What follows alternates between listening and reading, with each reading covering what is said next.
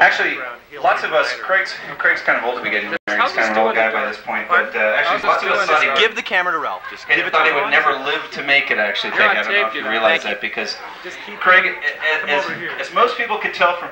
It goes down over here. the shot. As most people could tell from Craig.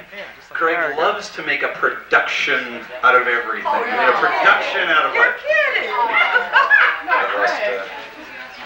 I've lost electronic contact. Got it? Yeah. You got it. Okay. Speak! You don't need it. So, you're right. So Craig loves to make a production out of everything. That's right. And the key point that I was getting back to actually before was nobody ever thought he would ever make it because of the way that he would grasp the life in every moment that he would be living. Turn it loose. Let me give you some examples, actually, some specific examples of when Craig actually grasped the very essence of life. He's getting nervous now.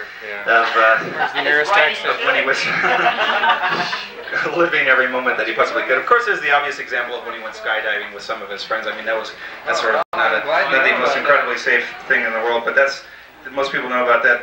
There's Craig's eating habits, which somehow have made it through until that. It's on the video. Come on, everybody knows about him.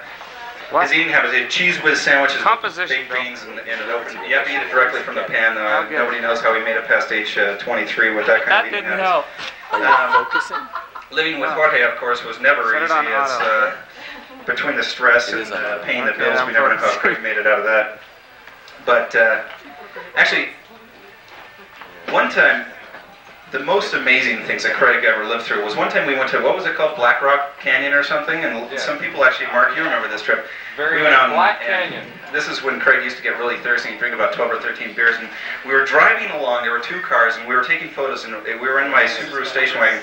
And it was me and Craig and Jorge, and we were driving along, and we were taking photos, and that wasn't enough. Craig decided he would climb out the window of the back seat and climb onto the roof and point at the people. We have photos to prove this, and climb back in the other window of the passenger seat. Well, Jorge, of course, was on the trunk. So Jorge was on the hood. on the window. I had to be on the He had to get onto the hood, but the two of them were, and we have photos to prove that. I feel like There was a time that Craig used to play freak him out on the freeway when he'd drive up behind cars really fast at 60 miles an hour with his headlights off, and he'd get right behind the car, and it wouldn't be until he was about 3 feet away that he'd slam the headlights on really fast and then turn around. I told you not to invite your parents back in for this part. Somehow he lived through that part. It was a daredevil time to be sure.